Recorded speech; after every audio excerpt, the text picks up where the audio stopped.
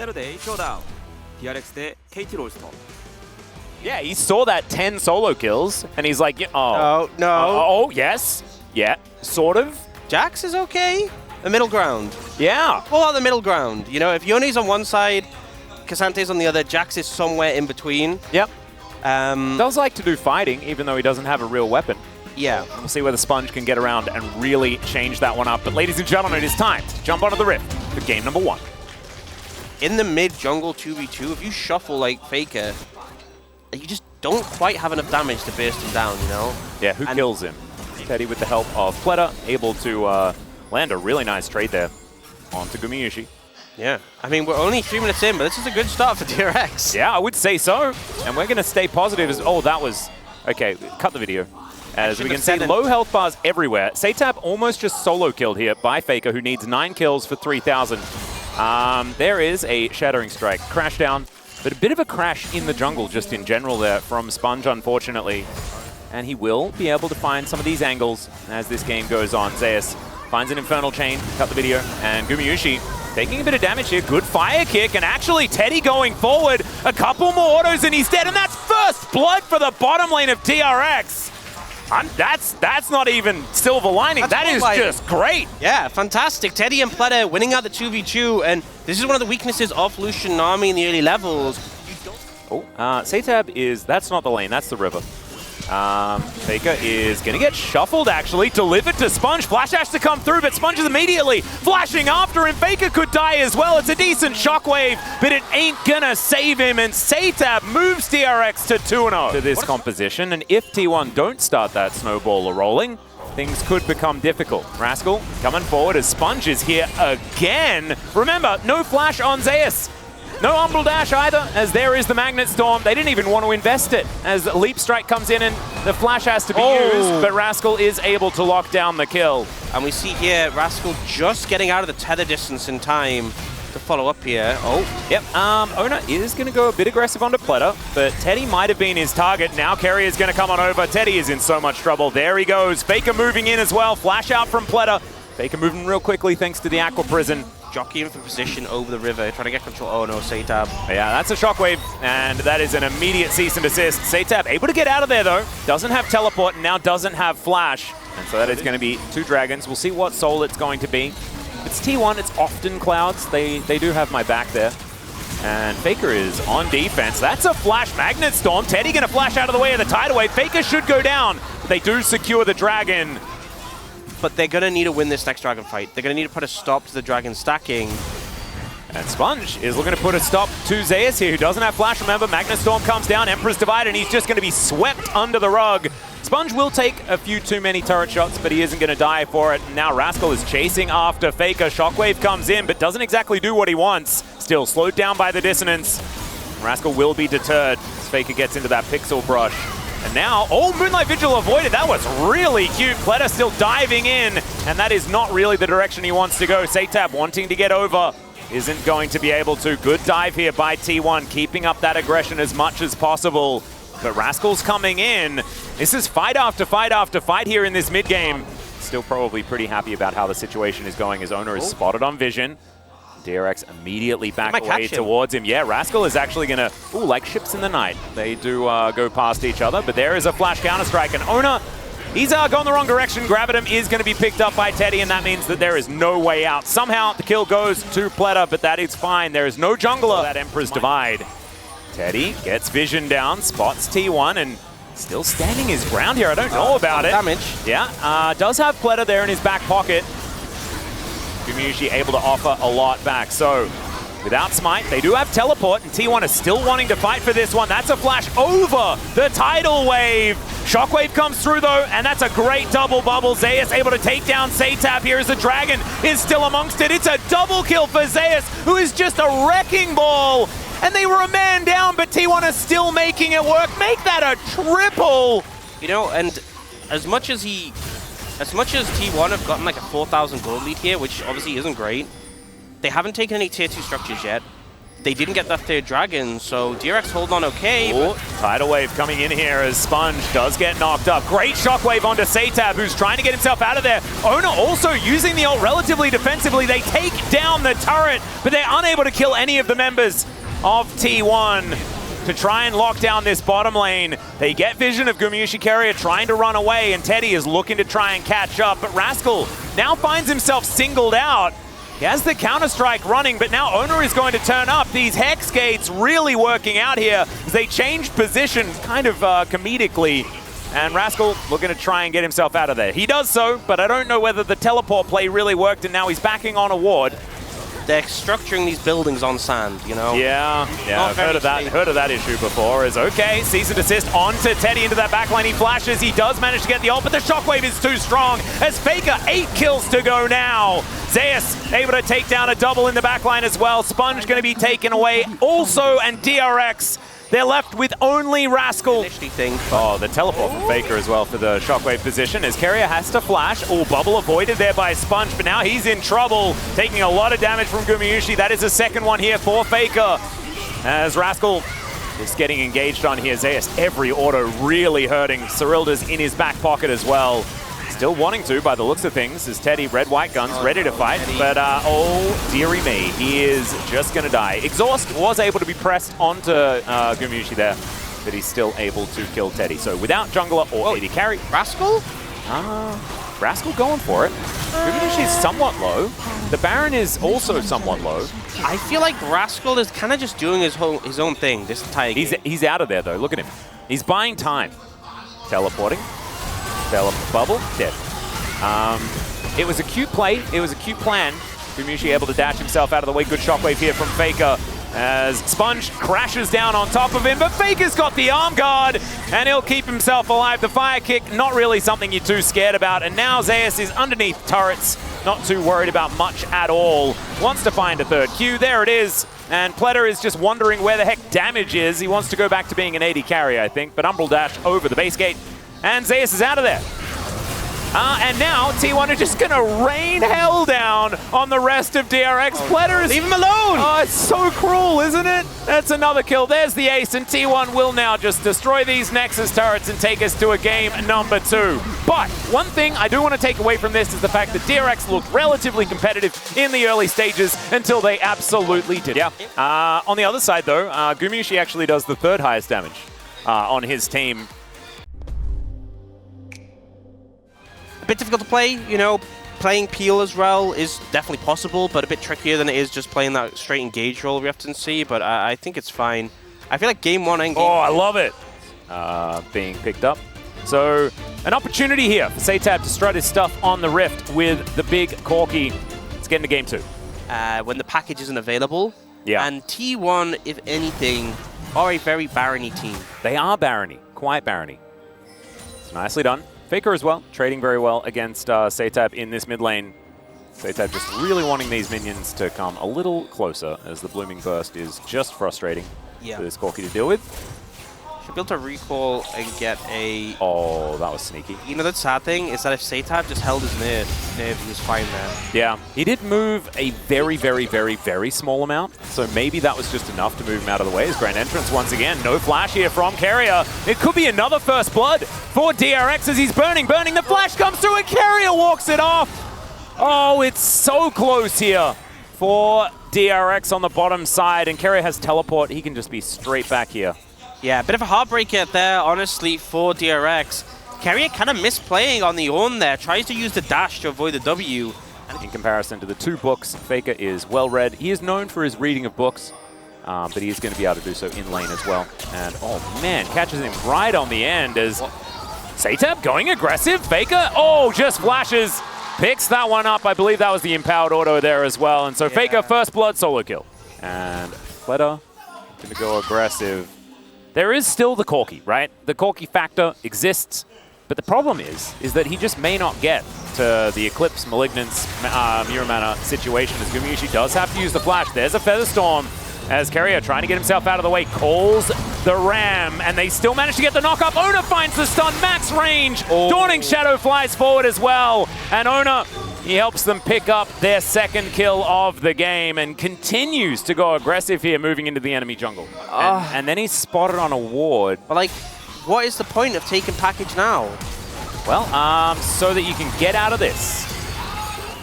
Nailed it. Sponge gonna look for a bit of a shattering strike here T1 are going to be able to push them away. So, okay, Feather Storm going to be used. Pop Blossom comes down, and that is a dead rel. Nicely picked up there, and Faker grabs yet another one. Good grand entrance, though, as there is the Heartbreaker flash to get Owner out of there. He should be all right, as Carrier takes another turret shot as well.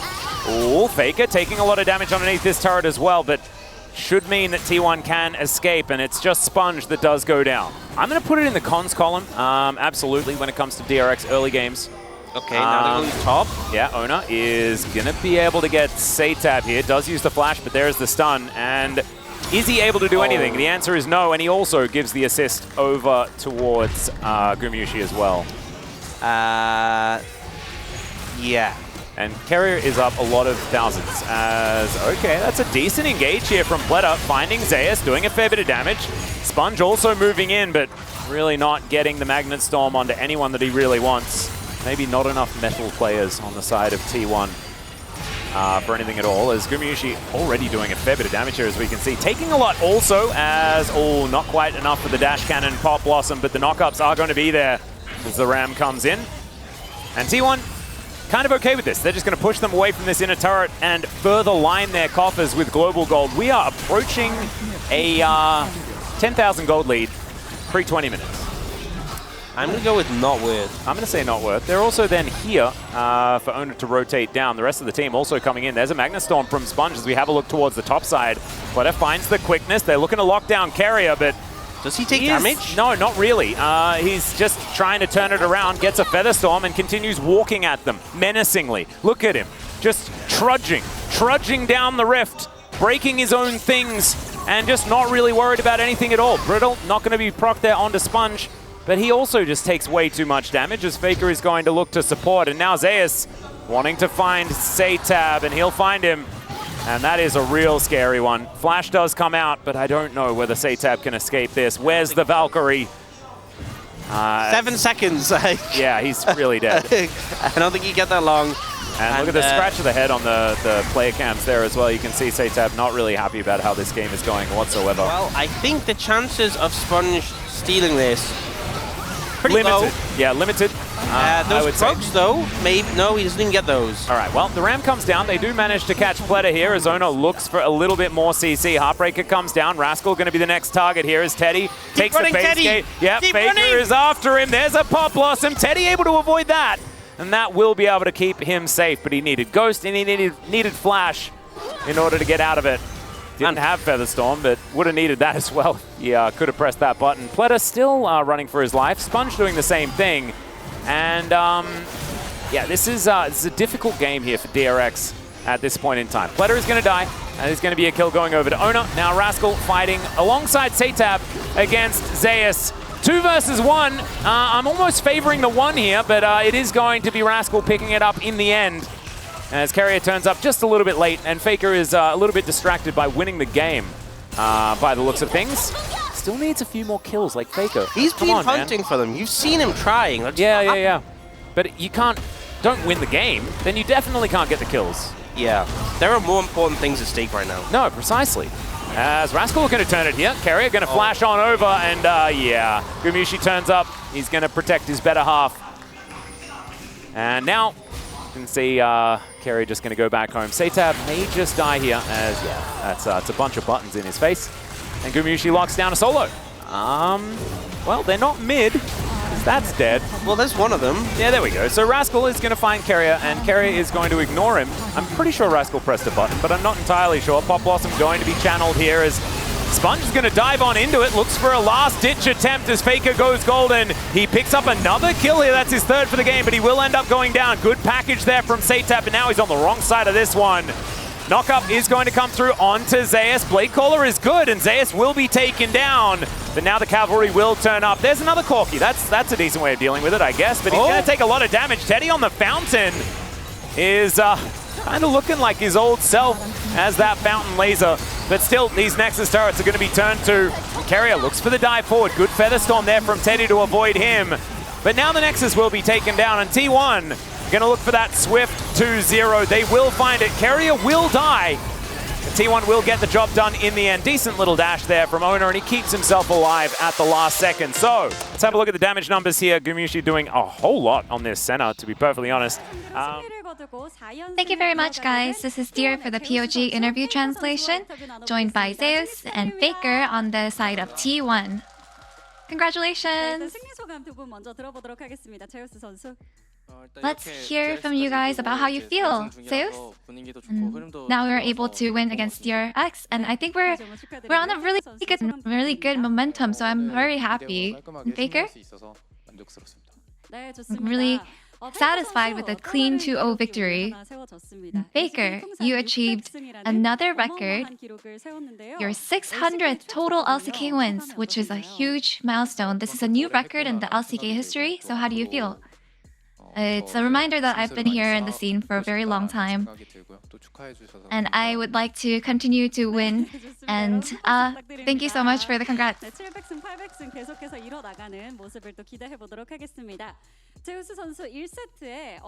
Zeus in game 1. After locking in Aatrox first, the opponent took Jax, but they were actually hovering Yone for quite a while. And this is actually normally your signature move against an Aatrox. So if the picks were reversed and you were facing Yone as an Aatrox, would you still be confident? I haven't really played against Yone a lot, so it would be pretty new. But since I have played Yone a lot and I have experience, I feel like I would still be confident playing against him.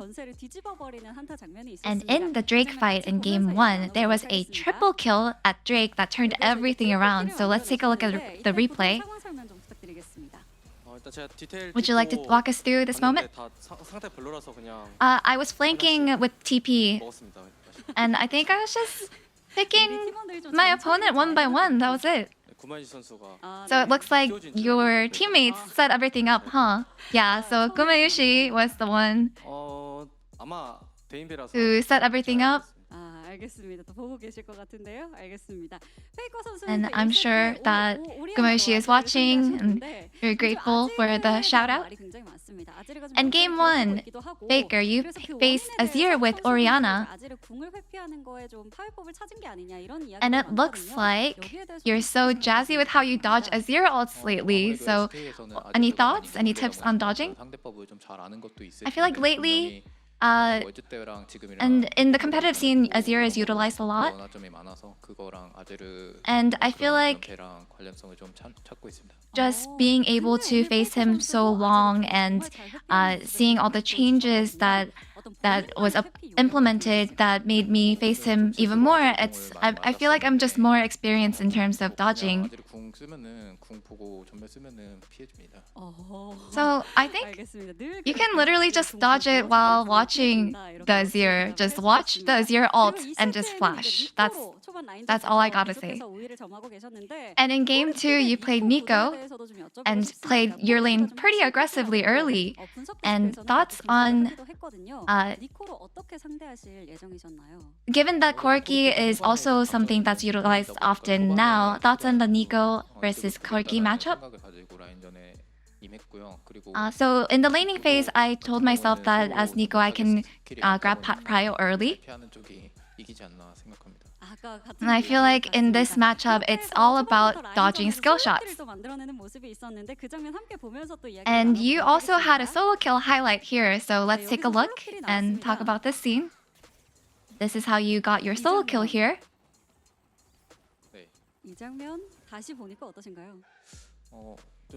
Thoughts on this scene? Can you take a look at it again? I thought that their support would be roaming, and I was waiting for the Rakan E. But I think I got pretty lucky because it didn't happen, and I feel like that was just a miscommunication on their part. And you also had the big 3,000 kill milestone ahead of you, and the match ended right at 2,996 kills for you. Just 4 kills left. So were you hoping that you get your 3,000 kills with your 600th win? I feel like, yeah, I was a little regretful that I couldn't get a lot of kills, although it wasn't something that I was too focused on. I don't put much attention on milestones. I don't think that's the most important part here in my career. And Zeus, from a teammate's perspective, did you want to give Faker more kills today? Or do you ever feel that way? 그런 일은 없었습니다. Yeah, no, not really. 그렇다면 다음 경기를 다시 한번 기대를 해보도록 하겠습니다. 제우스 선수 그리고 어제가 바로 제우스 선수 And Zeus, 생일이더라고요. 뭐 어떻게 it was 보내셨나요? actually your birthday yesterday. 박수. 네. What did you do? 생일 축하드립니다. 어떻게 보내셨나요? 뭐지? Happy birthday. 근처에 팬분들이 좀 여러 컨텐츠 there are a lot of 이벤트들을 fans, 준비해 주셔가지고 that 보고 prepared an event 드리고 왔고, 네, by our company building, so 또 뭐지? I was able to say hi to them. 네, 그냥 And 좋은 일 많이 it's 겪어서 actually 행복하게 살고 my 아, 네. third year anniversary soon, so a lot of good things have been happening. 축하드립니다. 있습니다. 네, 이렇게 해서 4연승에 So, 성공한 happy belated 팀원입니다. birthday. 5연승을 향한 다음 상대는 OK저축은행 브리온과의 경기인데요. And 각오 한 now 말씀씩 for the 들어보도록 next 하겠습니다. opponent 선수. for T1's fifth consecutive win is OK Savings Bank Brion. What is your goal? 열심히 연습해서 We have one day to practice, and then it'll be our next match. I'll make sure that we are prepared, and we'll do well in the next match as well. And Faker, we'll try hard and put in everything into our preparations and make sure that we do well as well. 제우스 선수 And this will be the end of the interview with Zeus and Faker of T1 and back to the space.